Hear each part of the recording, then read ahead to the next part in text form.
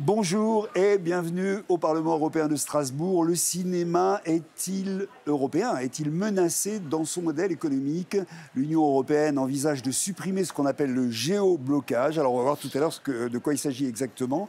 Géoblocage des œuvres audiovisuelles. Et il faut voir ce que va devenir, c'est la clé à l'heure actuelle de la protection du cinéma européen. On en parle avec vous.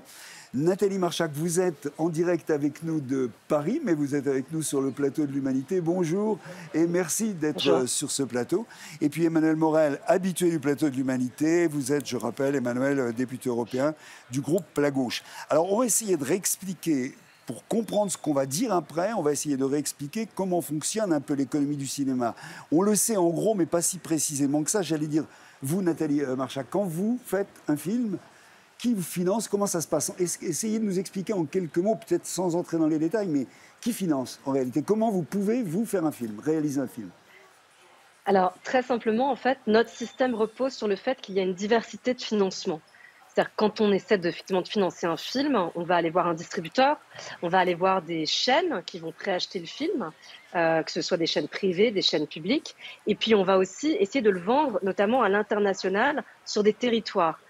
Pour vous donner un exemple, Radu Mihailanu, qui a fait des films, je pense que vous connaissez, que ce soit Le Concert, La vie devient, qui est aussi vice-président de l'ARP, comme moi, Oui, donnait un j'ai oublié exemple de que le dire. lui... Excusez-moi, vous êtes Oui, je vice-présidence vous en de prie. l'ARP, qui est la société coprésidente de la Société civile des auteurs, réalisateurs et producteurs. Pardon. Voilà, je vous en prie. Et donc lui, par exemple, donnait cet exemple que 15 à 20% de ses films étaient financés par les ventes internationales, c'est-à-dire que des pays vont préacheter le film D'accord. pour qu'il soit montré dans ce pays. Donc évidemment, en fait, la répartition des territoires par rapport au financement est essentielle, puisque s'il n'y a plus ça, ben, on ne peut plus financer un film avec autant de partenaires, donc on ne peut plus le financer. C'est-à-dire qu'il y a une grande partie du financement des films qui s'écroulerait. D'accord. Emmanuel Morel, j'allais dire, prenons un pays comme la France, c'est quoi l'économie du cinéma à l'heure actuelle? Ça représente quoi, en gros? Peut-être qu'il faudrait quand même expliquer d'abord, si vous le permettez, en une minute. Le public euh, privé, peut-être. non, mais pourquoi cette question du géoblocage est devenue centrale là, dans le débat européen? Il y a quelques années, au nom du marché unique, les parlementaires, mais les institutions ont décidé qu'il fallait parfaire le marché unique. En gros, n'importe quel citoyen pouvait avoir accès à des biens et des services d'autres pays. Partout. Hein, ça, c'est l'idéologie Hein, traditionnelle libéral, on va dire. que vous Hein. connaissez. Et de fait qu'aujourd'hui, si vous voulez acheter une machine à café au Portugal, ben, vous pouvez le faire sans qu'il y ait de barrières soit douanières, soit territoriales. Mais il y avait des exceptions. Et parmi ces exceptions, il y avait notamment toutes les œuvres qui étaient assujetties aux droits d'auteur, c'est-à-dire derrière lesquelles il y avait des créateurs.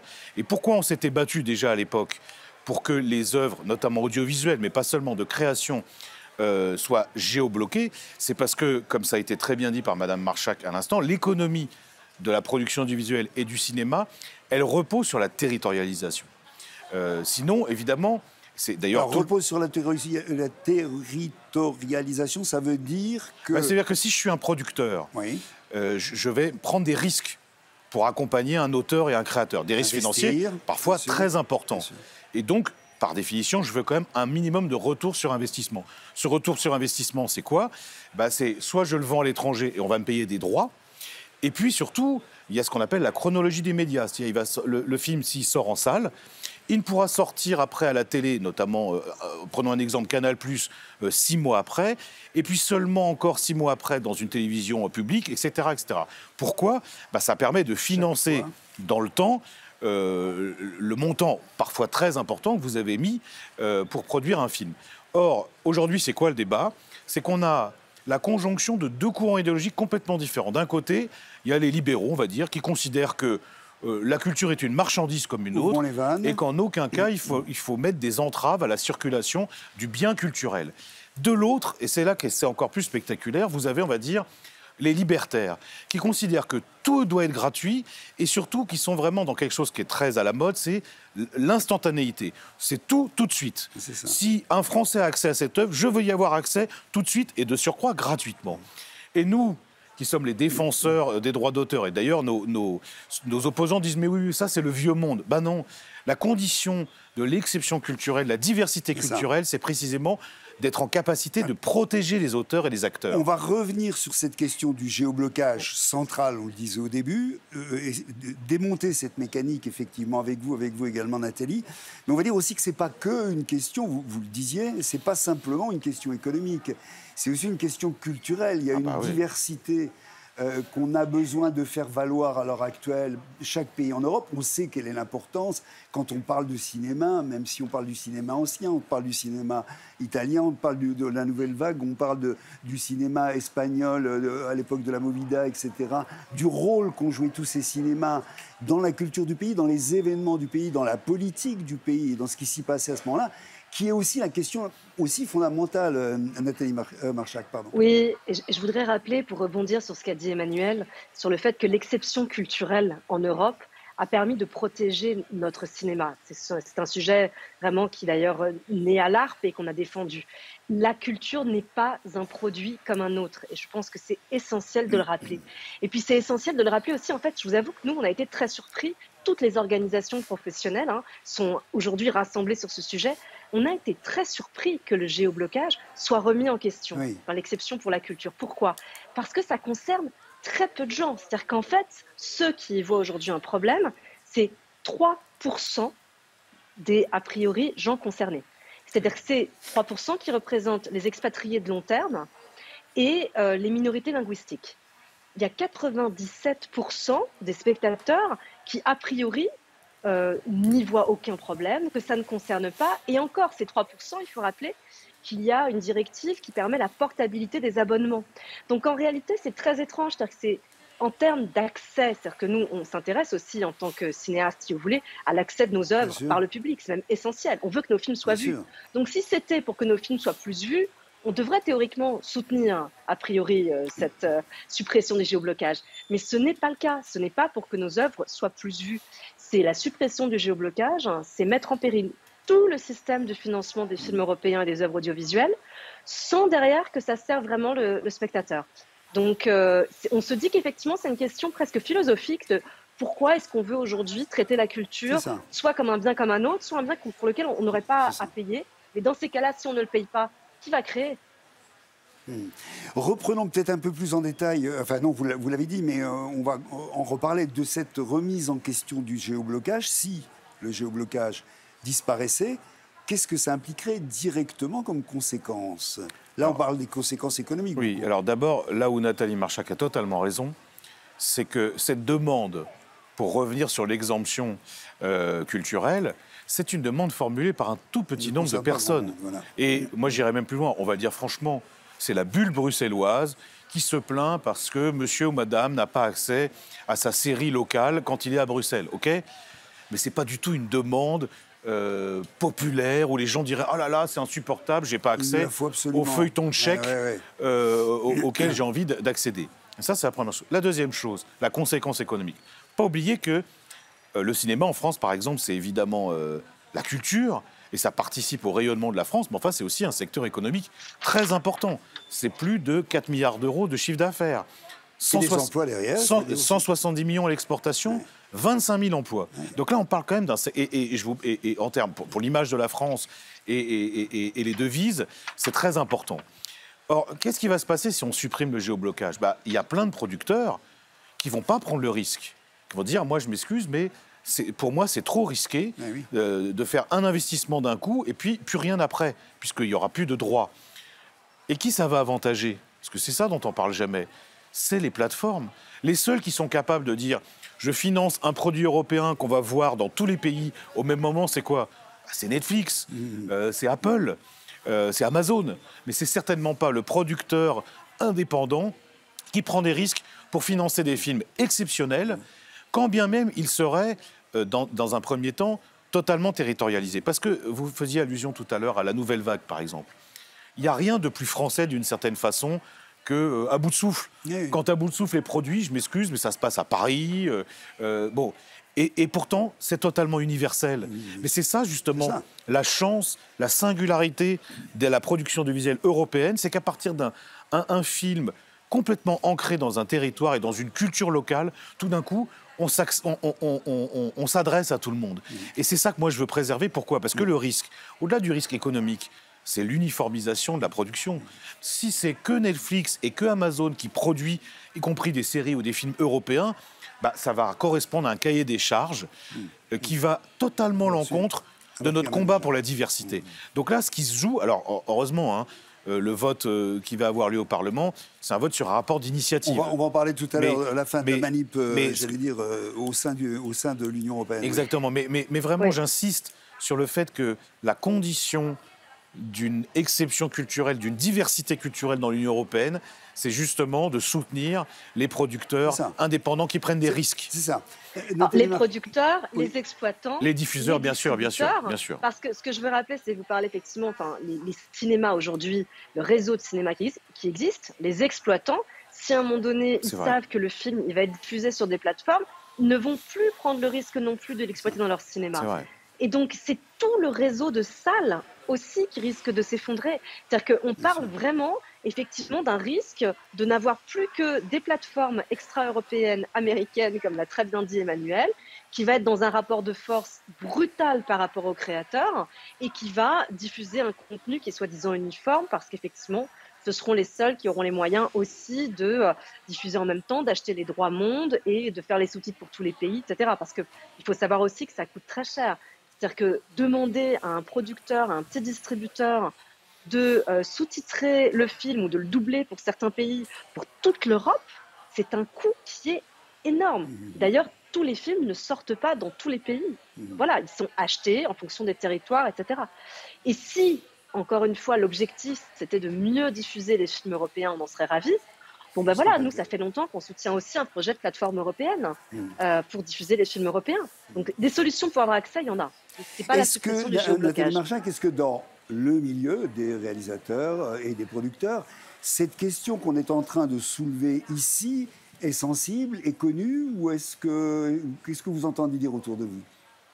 Ah ben, là, il y a eu une levée de bouclier, mais encore une fois, de toutes les organisations professionnelles. Il y a eu énormément de cinéastes qui se sont même déplacés à Bruxelles. On a organisé avec Emmanuel Morel et Geoffroy Didier une conférence avec d'autres parlementaires. On a évidemment Costa Gavras qui s'est exprimé, Radomir Ileanu, on a Ruben Östlund, Agnieszka Holland, Cédric Klapisch, Daniele Lucchetti. On a beaucoup de cinéastes européens aujourd'hui qui s'inquiètent, et pas que, toutes les organisations professionnelles. Enfin, je pense qu'on n'a jamais rencontré d'ailleurs une telle unanimité dans notre secteur pour dire que ce serait vraiment absolument catastrophique, en fait, de supprimer le géoblocage. Ouais, et que, comme vous le dites tous les deux, et que ce serait un nivellement, c'est-à-dire que l'argument, c'est pas on va faire sauter quelque chose parce qu'il y a des petits privilèges nationaux, etc., des protections, etc. C'est le contraire, c'est exactement le contraire. C'est-à-dire ce qu'on protège, c'est la qualité, là. Alors, on protège la qualité, on protège la diversité, on protège justement l'accès du spectateur à une offre variée.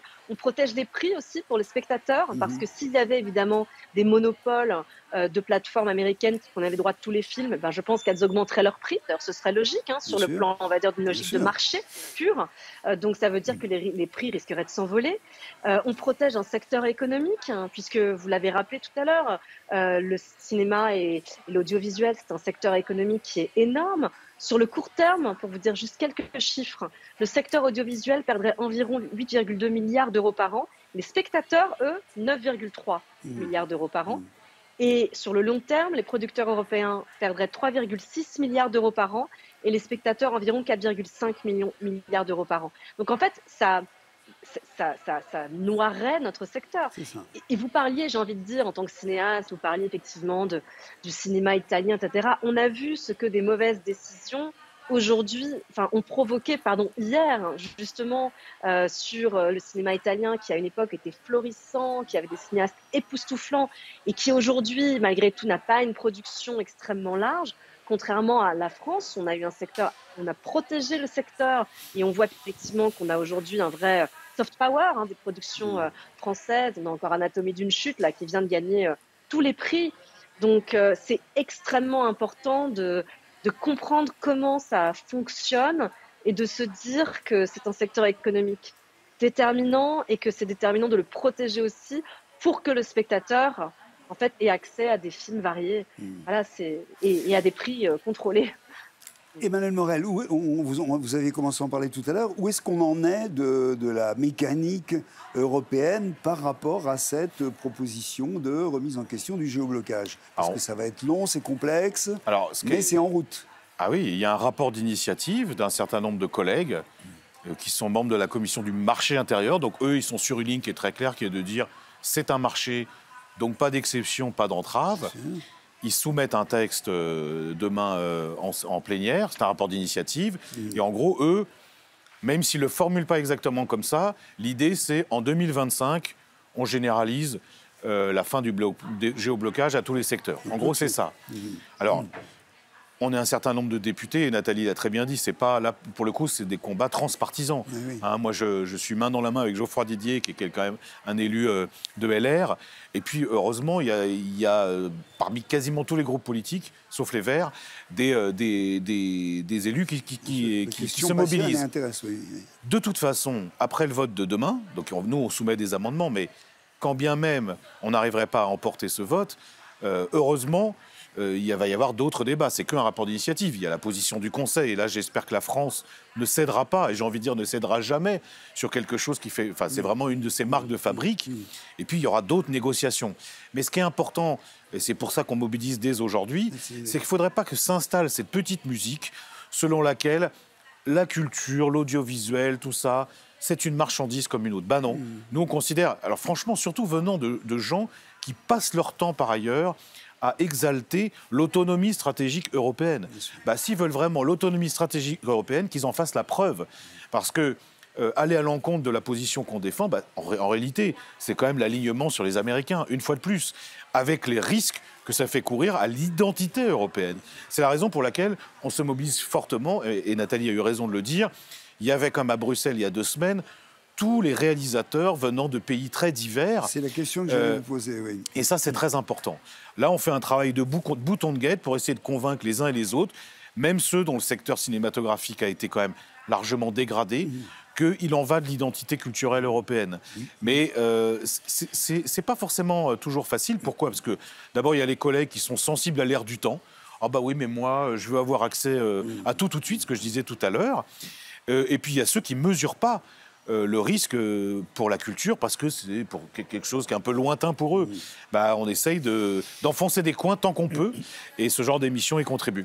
Merci. Nathalie Marchak, vous le dites, il y a les professionnels, Emmanuel Morel le disait il y a quelques secondes, il y a aussi les élus, effectivement, notamment les élus européens, mais aussi les élus nationaux, évidemment, Bien sûr. À un moment donné. Qu'est-ce qu'il pourrait y avoir, j'allais dire, du côté de tout le monde, du côté des spectateurs? Est-ce que vous avez parlé de cette question-là? Est-ce que vous voyez la manière, autrement, quand on parlait, on en parle là, bien sûr, mais est-ce qu'il y a des moyens de mobiliser un public autour de cette question-là? Ce qui est très compliqué... Oui, c'est ça, la question. Oui, ce qui est très compliqué, si vous voulez, c'est qu'on se rend compte que les gens comprennent mal comment fonctionne effectivement le financement des films. Et du coup, je voudrais pouvoir le dire de façon extrêmement simple. Si j'ai un jour une idée et que je me retrouve face à une personne qui me dit « pour que tu fasses ton idée, je vais te donner l'argent ». Si je suis face à une seule personne, il y a un rapport de force qui s'installe. Celui qui a l'argent va forcément, à un moment donné, vouloir peut-être modeler mon idée à son envie. Si par contre, je suis face à 10 personnes qui ont de l'argent, que je raconte mon idée, ces 10 personnes d'ailleurs ne seront peut-être pas d'accord entre elles. Moi, en tant que créatrice, je retrouve la capacité de convaincre chaque personne, etc. Et donc, ça me donne plus de liberté. Donc, nous avons créé un système en France qui crée ça. C'est-à-dire qu'on a une diversité de partenaires financiers entre les chaînes de télé, entre les acheteurs internationaux, entre les distributeurs, etc.